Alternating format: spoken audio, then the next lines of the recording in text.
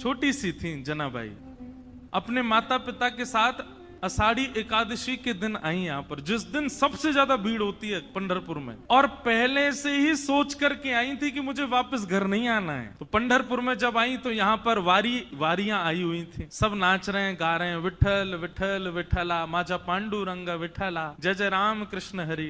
पंढरपुर में आते ही नेत्र सजल हो गए। जनाबाई छोटी सी हैं, अभी 7-8 वर्ष की आयु है। जनाबाई आई और यहाँ भीड़ में अपने माता पिता की उंगली पकड़ करके घूम रही थी, और वारी में जब आगे पीछे लोगों के धक्का मुक्की हुई तो माता पिता का हाथ छूटा नहीं, छोड़ दिया, जानबूझ करके खो गई बड़ी भीड़ में। बालक तो खो करके रोते हैं, जनाबाई नाच रही थी कि हाँ अब अच्छा हुआ, अब मैं अकेली हूं, अब मैं यहीं खो जाऊंगी, माता पिता को मिलूंगी नहीं और सदा के लिए अपने विठोबा के पास रहूंगी, अपने विठल के पास रहूंगी। माता पिता ने ढूंढने का प्रयास किया लेकिन जनाबाई मिली नहीं। जनाबाई प्रसन्न हैं क्योंकि उनका परिवार तो श्री पंढरपुरी है ना। माता पिता बिछुड़ गए, मेला में छूट गए पीछे, लेकिन जनाबाई इस बात से दुखी नहीं है। बोले क्यों? बोले मेरे माता पिता तो विठल रखुमाई है, मेरी बहन तो चंद्रभागा है, ये सब संत महापुरुष जो उछल उछल करके राम कृष्ण हरि कीर्तन कर रहे हैं, ये सब मेरे भाई बंधु हैं, यही मेरा परिवार है, मैं अब इन्हीं के बीच में रहूंगी। जनाबाई बताओ बिछुड़ने पर प्रसन्न हो रही है, खो गई है मेले में, चंद्रभागा नदी के तट पर बैठी हैं। लेकिन 1 दिन 2 दिन 3 दिन 4 दिन बीत गए, बहुत भीड़ होने के कारण जनाबाई को ठाकुर जी का दर्शन नहीं हुआ। चंद्रभागा के तट पर जाकर के बैठी हैं और जाकर के अपने हृदय पर हाथ रख के कह रही हैं, अरे मेरे बिठोवा, अरे मेरे बिठुराए, कब मिलोगे? तुम्हारे लिए सब छोड़ करके आ गई मैं। मीराबाई का भाव है ना, भाई छोड़िया बंधु छोड़िया छोड़िया जग सोए, साधुअन संग बैठ बैठ, साधुअन संग बैठ बैठ, लोक लाज खोई रे, मेरे तो गिरधर गोपाल दूसरो न कोई, दूसरो न कोई। सब छोड़ दिया मैंने विठोबा आपके लिए, और आप हो भीतर बैठे हो बस ऐसे कमर पे हाथ धर के, मुझे दर्शन ही नहीं दे रहे हो। तो जनाबाई बैठी हैं और चंद्रभागा जी के तट पर बैठी बैठी रुदन कर रही हैं कि हे विठोबा कब मिलोगे, हे विठुराए कब मिलोगे। तभी उनके रुदन के स्वर को एक महापुरुष ने सुना, श्री नामदेव जी के पिताजी। उन्होंने जब सुना तो कहा, लाली हम तुझे दर्शन कराएंगे, जब तक चल हमारे घर ही चल, वहां रह के कुछ खान पान करना, भोजन इत्यादि कर लेना, अच्छा सुख मिलेगा। जनाबाई उनके साथ चली गई घर। वहां पर नामदेव जी महाराज और बड़े बड़े कीर्तनकार कीर्तन कर रहे थे। कीर्तन में बढ़िया मृदंग बज रही है, कांसे बज रहे हैं, बालक सब वारकरी बालक जैसे कीर्तन करते हैं, नामदेव जी का कीर्तन चल रहा था। तो कीर्तन की ध्वनि पंडरीनाथ भगवान को सुनाई देने लगी। तो पंडरीनाथ भगवान रुक्मणी जी से बोले सुनो मेरा मन नहीं लग रहा अब यहाँ पर। रुक्मणी जी बोली क्या करना है? बोले मैं जा रहा हूँ कीर्तन में। बोले इतने लोग जो दर्शन के लिए आ रहे हैं ये, बोले अब इनको आप संभाल लो, लेकिन मुझे बहुत जोर से मन कर रहा है कीर्तन में जाने का, मुझसे रुका ही नहीं जा रहा, मैं जा रहा हूँ नामदेव जी के कीर्तन में। रुक्मणी जी बोली आप जाइए, मुझे उसकी कोई परवाह नहीं, उसके लिए मना नहीं, लेकिन आप एक चीज देखिए, नामदेव जी नेत्र बंद करके गा रहे होंगे, वैष्णव उछल उछल करके नृत्य कर रहे होंगे, आप जैसे ही जाओगे पूरी जनता आपके पीछे पड़ जाएगी, कीर्तन में भंग हो जाएगा, आप जाकर के वहां कीर्तन में विक्षेप डाल दोगे। तो एक बार पंडरीनाथ जी रुक गए, बोले अच्छा हाँ सही कह रही हो, फिर तो नहीं जाऊंगा मैं। लेकिन जैसे ही नामदेव जी के ऊंचे ऊंचे स्वर सुनाई दें, विठल भगवान खड़े खड़े कर, मुझसे रुका ही नहीं जा रहा, अब जो होगा देख लूंगा, मैं कोने में खड़ा हो जाऊंगा, लेकिन मुझको जाने दो। रुक्मणी जी बोली जाओ। पंडरीनाथ भगवान पीताम्बरी पहने, गले में सुंदर माला है और ये मुकुट धारण किए, मत्स्याकृत मछली के आकार के कुंडल, और दौड़ रहे हैं नामदेव जी के कीर्तन की ओर। असंख्य भीड़ लगी है। ठाकुर जी ने सोचा कहीं विघ्न ना आ जाए, तो बाहर खड़े हो गए, और जहां से केवल नामदेव जी की झलक दिख रही है, कीर्तन हो रहा है, सब नाच रहे हैं, वहीं से ठाकुर जी देख रहे हैं और देख करके वहीं झूम रहे हैं। इतना आनंद ठाकुर जी को आ रहा है। लेकिन झूमते झूमते झूमते झूमते ठाकुर जी को सुध बुध नहीं रही, और ठाकुर जी तो कोने से भीड़ में आ गए। अब जैसे ही ठाकुर जी आए, लोगों को कस्तूरी की सुगंधी आने लगी, बढ़िया, पीछे मुड़ मुड़ करके देखें साक्षात पंडरीनाथ भगवान खड़े हैं। अब तो महाराज नाचना गाना सब भूल गए, सब मार्ग देने लगे, और ठाकुर जी नाचते नाचते भीतर प्रवेश कर रहे हैं। नाचते नाचते ये स्थिति हो गई, इतनी भीड़, कोई पांव छू रहा है, कोई हाथ छू रहा है, लेकिन ठाकुर जी नृत्य नहीं छोड़ रहे हैं, उछल उछल करके नाच रहे हैं। नामदेव जी के जब नेत्र खुले और सामने ठाकुर जी को देखा, नेत्र सजल हो गए। जय हो। कभी कभी संशय होता है, नाथ हम आपके भक्त हैं कि आप हमारे भक्त हो। अरे इतना उतावलापन, इतनी उत्सुकता तो किसी भक्त में नहीं होती। वो अपने वस्त्र का भान तो रखता है, आप तो कीर्तन में वस्त्रों का भी भान नहीं रखते नाथ। ऐसे हमारे श्री पंडरीनाथ बड़े दयालु ठाकुर जी। तो जनाबाई जैसे ही पहुंची नामदेव जी के घर, वहां नामदेव जी कीर्तन कर रहे थे, वैष्णव नाच रहे हैं, मृदंग लेकर के करताल बजा रहे हैं। तभी जनाबाई को क्या दिखा कि श्वेत श्वेत वस्त्र, श्वेत श्वेत टोपी पहने, सब वार करी, और इनके बीच में एक पीतांबरी पहने और गोल गोल गोल कोई घूम रहा है।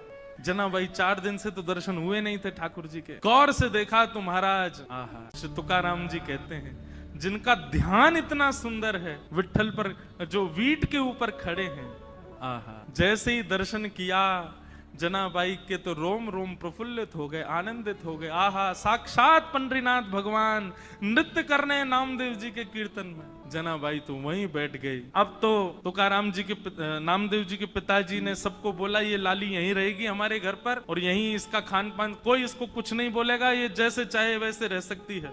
जनाबाई छोटी सी हैं, पूरे दिन केवल उनको एक ही प्रतीक्षा रहती थी, कब कीर्तन हो, कब विट्ठल आएंगे, मैं उनका दर्शन करूंगी। और किसी को दर्शन नहीं होते, जनाबाई को होते थे। नामदेव जी कीर्तन करते और जैसे ही विट्ठल आते जनाबाई उछलने लग जाती। अब विठोबा आ गए, विठोबा आ गए, सब जनाबाई को देखते, छोटी बालिका है ऐसा सोच करके अनसुना कर देते, लेकिन उनको तो प्रत्यक्ष दिखते थे ठाकुर जी। सब लोग दर्शन करने के लिए जाते थे, जनाबाई को कहते थे तुम चलो साथ में। जनाबाई कहती मुझे मंदिर जाने की जरूरत नहीं है। क्यों? बोले शाम को कीर्तन होता है ना, विट्ठल यहीं आते हैं, मैं यहीं देख लेती हूँ उनको। ऐसे करते करते जनाबाई का प्रेम और एक जैसे मित्रता संबंध हो गया श्री ठाकुर जी के साथ। पूरे दिन सेवा करती और सेवा करने के बाद शाम को बैठ करके ठाकुर जी का चिंतन करती, ठाकुर जी के लिए प्रसाद क्या बनाना है, क्या सिद्ध करना है, ये सब विचार करती जनाबाई। ठाकुर जी इतने भाव से बुलाती ठाकुर जी को, ठाकुर जी आते थे उनके पास। एक दिन की बात, नामदेव जी ने ऐसा सुंदर कीर्तन किया कि ठाकुर जी और दिन से ज्यादा अधिक नृत्य किए उस दिन। इतना नृत्य किया कि जनाबाई जैसे ही कीर्तन पूर्ण हुआ, जनाबाई रोने लगी। कोने में बैठे बैठी रो रही थी। सब लोग सोचने लगे क्या हो गया, पता नहीं छोटी सी बालिका रो रही है। नामदेव जी के पिताजी ने जाकर के कहा, बोले हे जनाबाई तुम रो क्यों रही हो? जनाबाई कहती हैं आज कीर्तन इतना सुंदर हुआ। बोले सुंदर कीर्तन में रोया जाता है? बोले नहीं, मैं इसलिए नहीं रो रही, आज कीर्तन इतना सुंदर हुआ कि पंडरीनाथ आए, विठोबा आए और इतना नृत्य किया, मुझे तो मन में पीड़ा हो रही है। वो पूरे दिन खड़े रहते हैं, इतना नृत्य करके गए, कहीं उनके पांव दर्द तो नहीं कर रहे होंगे, कोई उनके पांव दबा रहा होगा कि नहीं, मुझे तो उस बात की बड़ी पीड़ा होती है। आप नामदेव जी से कह देना वो इतना ज्यादा अच्छा कीर्तन ना किया करें, सामान्य कीर्तन किया करें। वो अच्छा कीर्तन करते हैं तो श्री ठाकुर जी उसमें बहुत नाचते हैं, उनको कहीं पीड़ा ना होती हो चरणों में। जनाबाई मन में सोच रही है मेरे पास विठोबा होते, मेरे पास विट्ठल होते, घी लेकर के आती, चरणों में मालिश करती, अपने हाथ से चरण दबा देती, मेरा विठोबा बहुत कष्ट में आ गए होंगे आज तो। और यही बोलती जा रही है। अब सब तो वहां से उठ करके सोने चले गए, लेकिन वो यही चिंतन कर रही है आज विट्ठल के पांव में दर्द हो रहा है, आज मेरे पंडरीनाथ के चरणों में दर्द हो रहा होगा। ये भाव मन में सोच ही रही थी कि इतने में ही पीतांबरी पहने, कटी पर हाथ धरे, सुंदर सांवल वर्ण ठाकुर जी का श्री पंडरीनाथ भगवान वहीं प्रकट हो गए। और प्रकट होकर के जनाबाई के सामने बैठ करके पांव आगे पसार दिए। बोले रो क्यों रही हो? तो फिर दबाओ हमारे चरण। आपको अगर लग रहा है कि हमारे पैरों में पीड़ा हो रही है तो दबाओ ना। जनाबाई, छोटी सी जनाबाई अपने हाथों से ठाकुर जी के चरण दबा रही है, चरण दबाती जा रही हैं और मुखमंडल के रूप को देखती जा रही हैं, कैसा स्वरूप है श्री ठाकुर जी का। अब छोटी सी बालिका, और क्या कोई वेद मंत्र तो आते नहीं उनको, कोई शास्त्रों की बात तो आती नहीं, ठाकुर जी से पूछे। पैर दबाते दबाते जनाबाई पूछ रही है भोजन किया आपने? ठाकुर जी बोले हाँ किया। तो क्या पाया? बता दिया जो भी बनता मंदिर में, जो भी बनता ठाकुर जी बताए। बोले इसकी सब्जी बनी थी, जो चावल बने थे, रोटी बनी थी और पूरन पोली बनी थी। ठाकुर जी ने बताया, बोले पूरन पोली बनी, ये सब्जी बनी, चावल बने, ये सब पाया मैंने। जनाबाई पैर दबाते दबाते अच्छा कल क्या पाया था? ठाकुर जी बोले यही पाया था। था? बोले जो आज पाया वही कल पाया? बोले हाँ यही पाया था। अच्छा तो परसों क्या पाया? ठाकुर जी बोले परसों भी यही पाया था। और 4 दिन पहले क्या पाया था? ठाकुर जी बोले यही बनता है, ये लोग मुझको यही देते हैं और कुछ नहीं देते, इनका फिक्स है, ये वही बनाते हैं वही खिलाते हैं मेरे को। इनका मंदिरों में नियम थोड़ी बदलता है, जो सब्जी है जो दाल है जो वही बनता है, रोज वही खिलाते ठाकुर जी को। जनाबाई बोली आप रोज रोज एक ही भाव खाते हो, मन नहीं भरता आपका? ठाकुर जी बोले भरता तो है पर ठीक है कोई बात नहीं, भाव से बनाते हैं तो पाता हूँ। जनाबाई बोली मैं कुछ नया बना के पवाऊं तो? ठाकुर जी बोले तुम बनाओगी? बोले अभी बना के लाऊं, आप बस बैठो मैं लेके आती हूँ। नए नए पकवान बनाए, नई नई सामग्री बनाई और सामग्री बना के थाल में सजा, आधी रात सब सोए हैं पंढरपुर में, ठाकुर जी बैठे हैं, ठंडी ठंडी हवा चल रही है और जनाबाई ने लाके थाली सामने रख दी। ठाकुर जी को कहा पाओ।